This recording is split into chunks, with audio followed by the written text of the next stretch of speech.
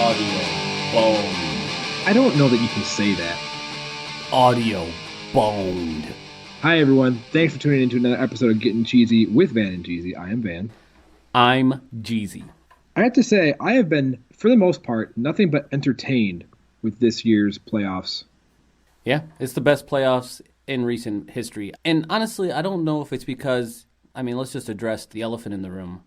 Because the Super Bowl last year was you got an elephant? What? You got an elephant? Well, yeah, but also the playoffs, the Super Bowl last year, horse shit. Yeah, well, I'm just saying, the only games I've been, meh about was Eagles Seahawks was kind of boring. It was just expected, right? And then the second half of 49ers Vikings was okay, I get it. The 49ers just put it on them. Other than that, it's been very competitive. I've enjoyed it very much. So why don't you just go ahead and run those scores down? Well, I'm gonna. Damn. Oh my God, you taking all day. Let me do it on my own time. I'll do it because I want to, not because you told me to. But I want you to. Okay, I will. 49ers, 27. Vikings, 10. Yep, beat them up. San Francisco only allowed 147 total yards, which is the fewest in a playoff game in the Super Bowl era. That's nuts. The fact that the Vikings scored 10 points is impressive to me. Titans, 28. Ravens, 12. What the fuck happened? Derrick Henry happened. Derrick Henry is a man amongst men. That is a large human being that runs over dudes with a dookie hanging out of his helmet. Why do you have to keep calling his hair clump that comes out of his helmet that foul item? If you have to refer to it as a hair clump, I think it's self-explanatory. Titans advanced into their first AFC Championship game since 2002. They also played in the Super Bowl at the turn of the century. They sure did. That was when they lost to the greatest show on turf with Kurt Warner. And then the Chiefs beat the shit out the Texans 51-31. But why though? You missed it. That was an ass whooping. I know, it was an ass whooping, but it was an ass whooping. Ass whooping. Don't worry, I got you. It's fine. The reason I didn't get that is because I look at the Ravens game. Lamar Jackson put up over 300 yards passing and 100 yards rushing. First player in the playoffs to ever do that. By himself. Yeah. And Baltimore barely breaks double digits in points. Yeah. That game was just, I don't get it, man. What the fuck happened? 3 turnovers and not stopping Derrick Henry happened. First off, there were a couple times where I thought Lamar Jackson was playing really cocky, but for the most part, he looked like he was trying too hard. Just couldn't settle down, The one thing I'll say is this playoffs had a lot of people in their postseason debuts. Yeah. I think out of all of the people there, Aaron Rodgers and Russell Wilson might have been the only people with more than one postseason win. At quarterback, Jimmy Garoppolo, 0 playoff wins before this weekend. Kirk Cousins had 1 from the previous week. Lamar Jackson, 0 wins. Ryan Tannehill, I think, had 0 wins, but had 1 because he won the first round. I like having fresh faces. It's nice. Yeah, it is cool. So I've been nothing but entertained. Like I said, I don't even want to talk about the 49ers Viking game because it was just whatever. Wait, our boy Ram Jam's out there somewhere saying, fucking haters. I'm not hating. I'm just saying there's much more to talk about besides that game. That game was like the shoe-in of the games. I felt like everyone was saying that. Oh, I'm sorry. I didn't even mention that the Packers beat the Seahawks 28-23. That was a given, I thought. That was awesome. Let me get this straight. Your comments on the Vikings-49ers game is no comment. My comment on the 49ers-Vikings game is, okay, fine. I wish the Vikings would have won. Damn. One thing I'll say, to San Francisco's credit, Minnesota scored 0 points in the second half. How do you keep a team from scoring for 30 play minutes? You'd be pretty good. Their defense is pretty good. It's pretty good. That's what I got to say. That the San Francisco team looked good, and the defense. As I mentioned, they only allowed 147 total yards. The best in the Super Bowl era in a playoff game. If you go second, third, and fourth quarter, Minnesota put up 3 points. They scored 1 touchdown in the first quarter. Yeah. And it was all downhill from there. All right, fine. We're done with the 49ers Vikings. They whooped them. Then Baltimore got whooped. I had a couple people I know go up to the game, and they told me that the best part of waking up is getting drunk all day before watching the Ravens. That sounds about right. Then the Ravens lost. I read something that like the Ravens were super good on fourth downs, right? They were like excellent on fourth downs. They got stuffed a bunch too. Lamar Jackson played inexperienced. He played a little bit like trying too hard, a little too much. But that's not to say that the Titans defense didn't also play excellent, because they did. What was very clearly the best team in the NFL the entire season, to hold them to 12 points was, to me, nothing short of amazing. And Ryan Tannehill did throw a touchdown pass. Oh, did he get like 78 yards this time? I think he had 82 yards. It's really not hard to be a quarterback for the Titans. Step 1, receive ball from center. Step 2, hand to Derrick Henry. Step 3, just do that again. Derrick Henry. Didn't get real big on burgers and fries. Now he's down to a fucking enormous size. Seriously, that dude is a man amongst men. He is huge. I don't see anybody like stopping him right now. Derrick Henry he was a man possessed. But he did have Ryan Tannehill there, who did have 88 yards. Dude, whatever. 2 touchdowns. Sure. And 109.5 passer rating. Threw a 45-yard touchdown pass. That accounted for more than half of his yards in the game. I'm just going to say more than half of his yards. Also, don't forget, Derrick Henry had a passing touchdown. He pulled a Tim Tebow jump pass to a tight end. I mean, honestly, Derrick Henry's the whole team. I've been being difficult. I'll admit it. Just give in. Let it happen.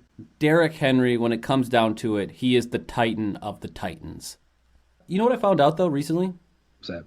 You know how different teams have their things, like the Pack is Go Pack Go, and the Panthers are Keep Pounding, which is just a bizarre one to me.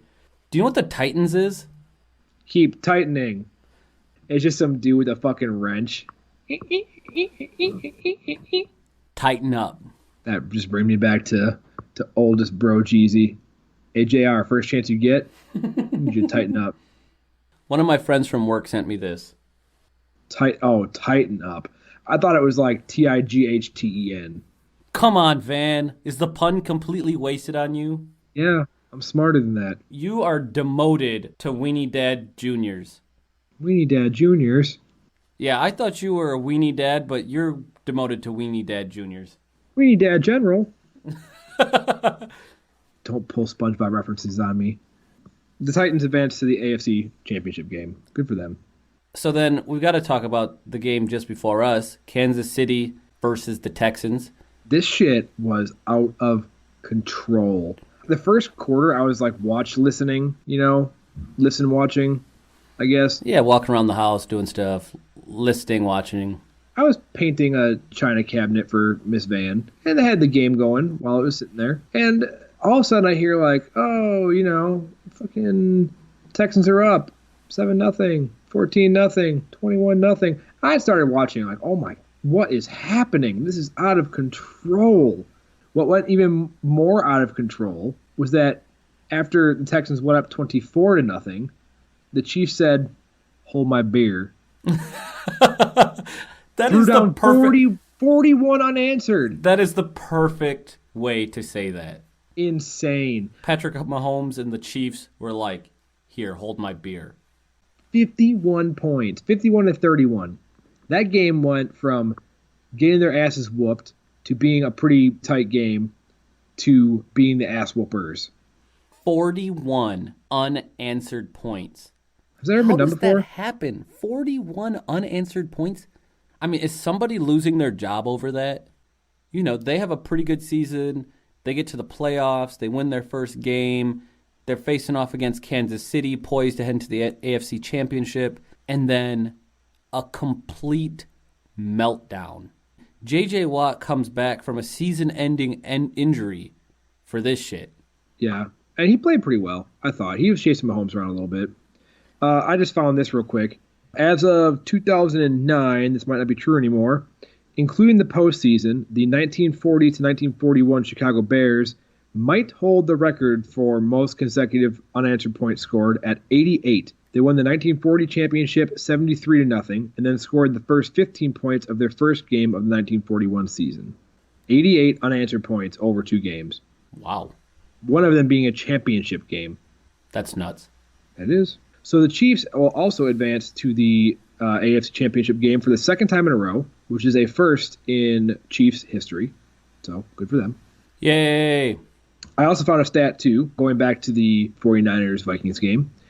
With that loss, the Vikings become the first franchise in NFL history to lose 30 postseason games. Yay! I don't like the Vikings very much. The Purple People Eaters, they can sit down. I don't like them either, but I would rather have played them at home than the San Francisco 49ers in San Francisco. Statistically, I agree, but if we're going to get the Lombardi Trophy, let's beat the biggest and baddest. And who are the biggest and baddest, you may ask? That would be the San Francisco 49ers. I thought you were going to say me. Well, no. Some news that is not playoff related. Matt Rule, hired as the Carolina Panthers head coach, was previously a defensive line coach for the Colts, was recently coaching at Baylor, where he navigated them to a total of a 47-42 record, so not very good. But a lot of people here in North Carolina are a little confused by the move. That's because it doesn't sound like it makes any sense. It doesn't. Excellent. So Joe Judge, hired as the Giants head coach, coming from New England, where he was the receivers coach. So, Well, what's so good about him? I don't know. That's the thing. Welcome to Gettin Cheezy with Van and Jeezy, a show where two guys talk about football but don't know anything about it. Yeah, well, it's fine. What I do know, though, is that the Dallas Cowboys have selected their new head coach. They've moved on from Jason Garrett after like 9 years, and they hired our boy, Mike McCarthy. You either die a hero or see yourself live long enough to become a villain. A little bit happy, though, to see him reunited with Randall Cobb, though, over there. That's pretty cool. Yeah, that's nice, but I'm not super excited about it by any means. We don't even play him next year, I don't think. I'm not really sure, though. He is a good coach, just wasn't working anymore. And he's a quarterback coach, too, so I'm wondering if he can kind of rein Dak in a little bit here, too. I prefer to call him Dakota. Dakota Prescott. Is that his full name? I'm like 99% sure. His name is Rayne Dakota Prescott. Rayne. Why are you always trying to steal my thunder, Van? McCarthy's a good coach, good quarterbacks coach. Maybe he can do something over there, but I heard he is not going to be calling plays, which is probably a good thing. Probably for the best, honestly. We need one of these young innovators. We need someone who's offensively innovative. I'm hoping that the Domino's delivery out there is as good as it is in Green Bay. The one in Arlington, Texas, home of the Dallas Cowboys? Yeah, hopefully they have the meat lover special out there like they do up here. I'm sure they do. It's over a pound of pepperoni, sausage, beef. We are not endorsed by Domino's in any way, shape, or form. That sounds like a little bit of an advertisement there. That's correct. We're not endorsed by anyone. Honestly, we're losing more and more money by the day. We are, because we just have a bunch of our... We started almost... I think actually it might have been a year ago to this day, the 13th of January. Oh, shit. I think it is...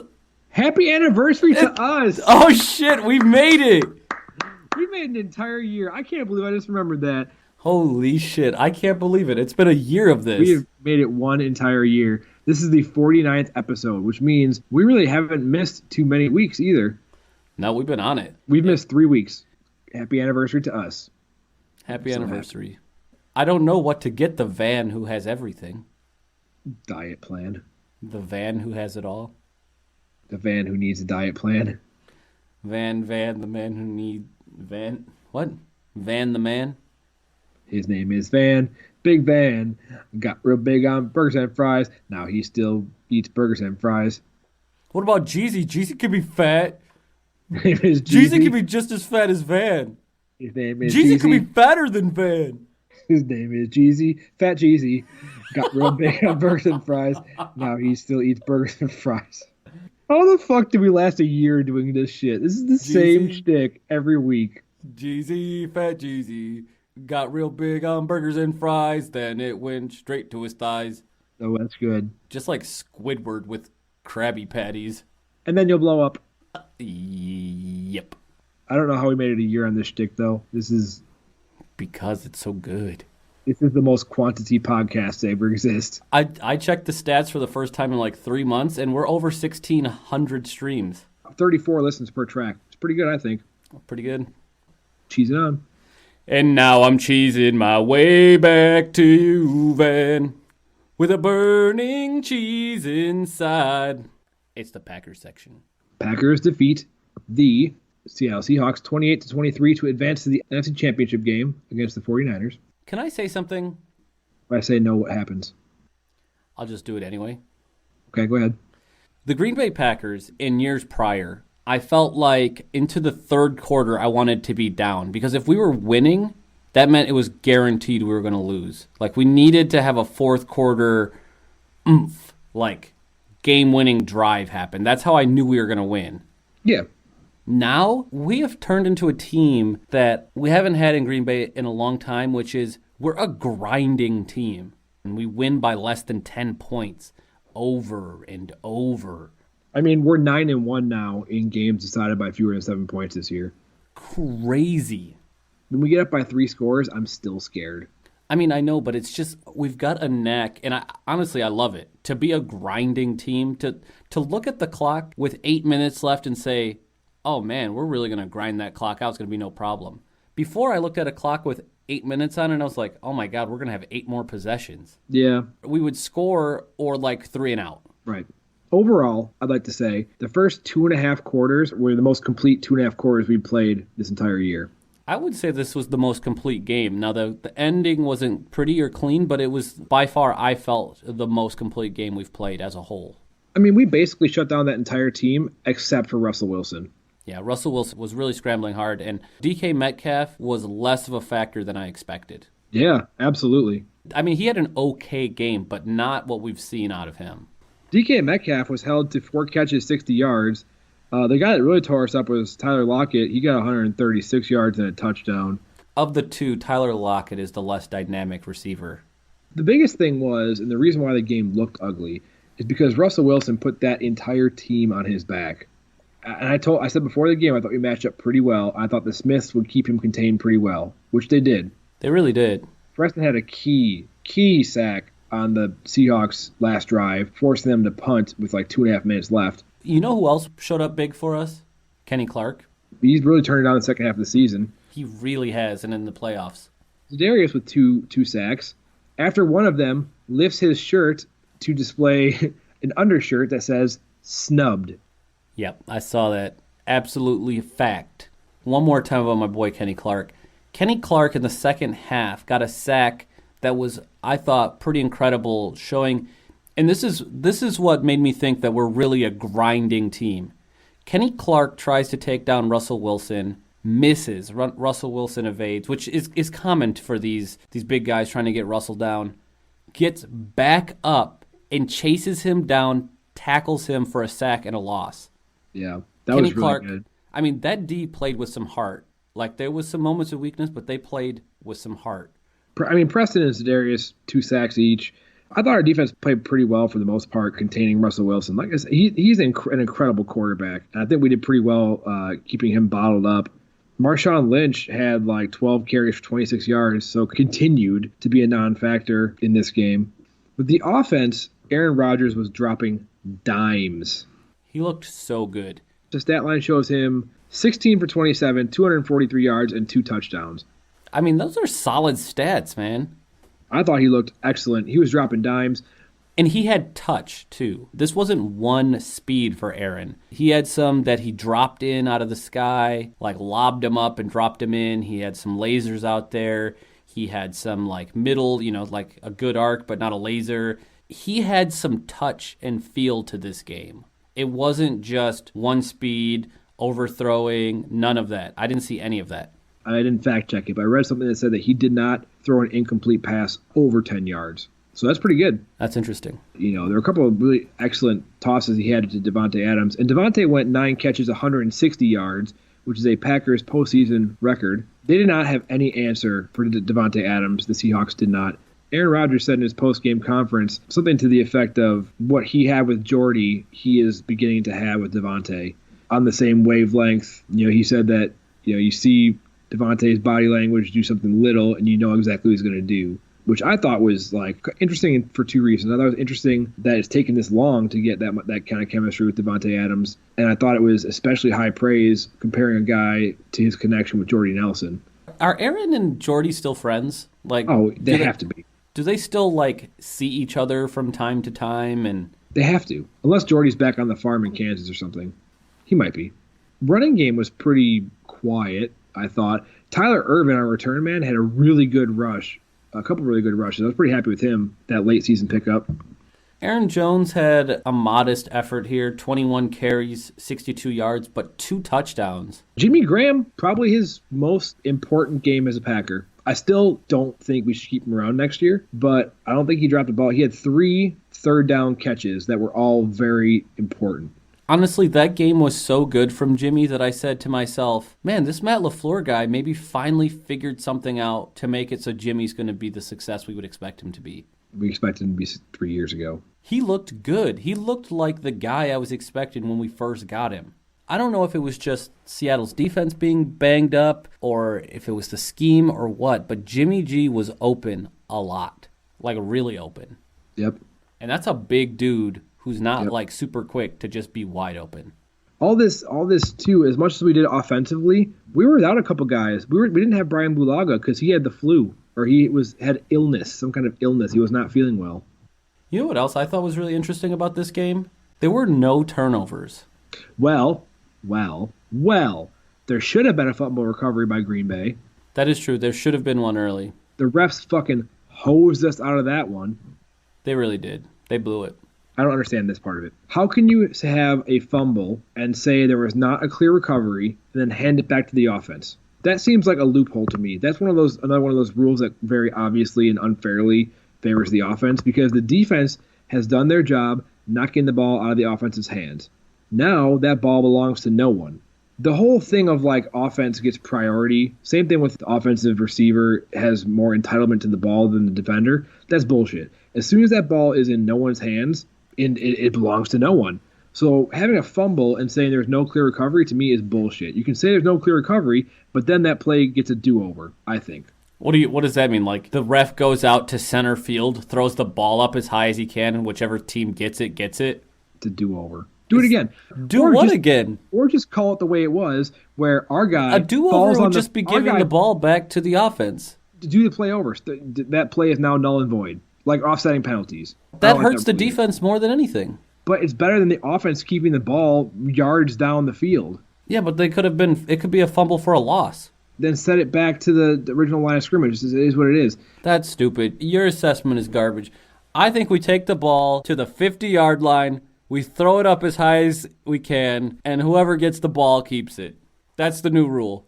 You, sir, are being an asshole. It's a special teams, get the hands team out there. You're being an ass. You're the one who makes no sense. You're looking at this with your green and gold glasses on for that one specific play. Had it been a strip sack for a loss, you would have been like, oh, I love it. They lost all these yards. It's not hurting the defense. I think it's ridiculous. All this to say, for some reason, when the Packers and Seahawks play, the refs seem to have too much of a hand in the outcome. I agree with that. That is absolutely right. It's bullshit. And then the whole controversy at the end of the game, Devontae Adams catching a clutch third down pass from Aaron Rodgers. That was so good. After the first play, we ran out of bounds. Second play, incomplete pass. I thought to myself, well, shit. We're going to give the Seahawks the ball back with over 2 minutes left and having run about 7 seconds off the clock. The next set of downs, I thought the same thing. All we have to do is get a first down. We can ice the game. And we go to third and 8 again, which I will say we were very good on third downs this game, which is strange because we've been shitty all year. Yeah, and we weren't giving ourselves short third downs either. No, it was like reasonable third downs for the first time the entire year. Throws a dart to Jimmy. Jimmy gets a couple yards and tackles, right? Everyone goes wild. They review the spot of it. I get it. They review it. They review it for a long time. Very long time. And then say that the ruling on the field stance is called. And then they come back and say there's been additional video evidence, but it still stands as called. I didn't understand that. That was weird. People on TV saying, yeah, well, I don't really understand it. Doesn't make sense. Looks short to me. And then you start to analyze and see that the yellow line that Fox puts out there is about a half a yard further downfield. When you look at the orange markers for the first down line compared to Fox's first down yellow line, it's clear that he's over. And let's not forget, A, the yellow line is not official. B, the players in the field don't see it. It's artificially added by TV. So The internet wanted to flare up right away and say, this is bullshit. The Packers get all the calls, which you also said, too. You said, love those Green Bay refs. I do love those Green Bay refs. I thought it was generous. Even still, it's like, at best, it is barely at that line. They should have brought the chains out. At best, it is barely there. Then they should have brought the chains out. Even so, you can't tell me on 4th and inches we're not going to get it. I mean, regardless, we would have been on a place in the field where we would have gone for it on 4th down. Yes. It would have for sure been a 4th down. He probably would pick. I think we find a way to get that. Seahawks are out of timeouts at that point, too. When I look at it, it is razor thin. Like, he just made it. And I felt like we got some pretty generous reffing, although I will agree that the refs had an oversized role in deciding the outcome of this game. Not even deciding the outcome, but just shaping the narrative of this game. They don't give us a turnover early in the game. This decision at the end. They missed at least 3 holding calls I saw. They missed a couple face masks. There was a lot of face masks missed. A couple blocks in the back that were missed. There was one really big block in the back that was missed on the goal line. Yeah, the reffing there was a bit surprising. I'll take the W. I'll take the W too, baby. I was loving it. It's the gossip section. We've all been here before. Patriots wide receiver Julian Edelman arrested on a vandalism charge for jumping on a car and causing damage. We've all been there, right? No. According to police, Edelman was drinking, which kind of explains why it happened. Surprise. Mm-hmm. And alcohol involved in bad decision? That's impossible. He probably was also a little upset because they got their ass whooped a couple weeks ago by the Titans. Derrick Henry. It was in Beverly Hills, too. Probably stomping on some nice-ass cars, too. Fucked up. Reminds me of the time that we used to go hood riding. That's all I'll say about that. Yeah, let's not go too deep in quote-unquote hood riding. So with that, I think we're going to cut the gossip section a little short this week so we can get into a little bit of analysis on our 2 games coming up here. We're hopping into the primetime picks, and we got only 2 games. Fans basically giving up on keeping score of the primetime picks because, again, I pulled ahead even further this week. Jeezy 71-29-1, Van 62-38-1. It's fine. It's not fine. It's fine. I told everyone out there, for the ones that Van picks against me, those are your sure bets. Shut up. Shut up. I was right. Should have bet your house savings on those. I don't have any savings. Well, whose fault is that? The student loan corporations. Yeah, that's true. For being the entitled generation, we sure do have a lot of fucking student debt. Yeah. Anyway, we got 2 games coming up this weekend, both of them coming on Sunday. The earlier game belonging to the AFC. We've got the Titans headed off to Arrowhead to face off against the Chiefs. Here's what I'll say. I'll say that Derrick Henry's a beast, and the Chiefs are obviously explosive. With that said, I think the Chiefs' defense is better than the Titans' defense, to me meaning they can slow down Derrick Henry enough to where the Chiefs' offense will outscore them. It's going to be a high-scoring game. Derrick Henry's going to get his yards, but the Chiefs are going to outscore the Titans, and they will go to the Super Bowl. I have to completely disagree to ultimately come to the same conclusion. Okay. I would say the real difference here is that Kansas City's offense is way more explosive than the Titans' offense, which is a one-dimensional game. No, hold on. Hear me out. So we agree sort of there. But even though the Titans' defense is better, I think, than Kansas City, it's not going to be enough to slow down that dynamic Kansas City offense. Now, what I will say is This is basically what I just said. No, that's not what you just said. I do not think this is going to be a very high-scoring game because the Titans are going to chew up a lot of clock like they do every single week. I do not expect anyone getting in the 50s. I don't expect anyone getting in the 40s. I don't expect anyone getting into the 30s. This is going to be some teams that are putting up 4 scores if they're all touchdowns or, three touchdowns and a few field goals. This is going to be a close game that is going to be decided by, I think, less than 10 points. I'm still picking the Chiefs. And then we've got our second game. Green Bay headed off to Santa Clara to face off against the San Francisco 49ers. I've got to say, if this is our year, then we can prove it by beating San Francisco because they are, without a doubt, a team that deserves a lot of respect, a team that has run a dynamic offense, that's had to make plays and get wins, and they've done it. Every time people have questioned them, they've answered it resoundingly. So Green Bay, if they're going to do it, they got to show up and do it. I do not expect San Francisco to drop the ball here. We just have to come out and be better than them this week. That's what you pick. The problem is that, if I'm honest, the 49ers are a better team.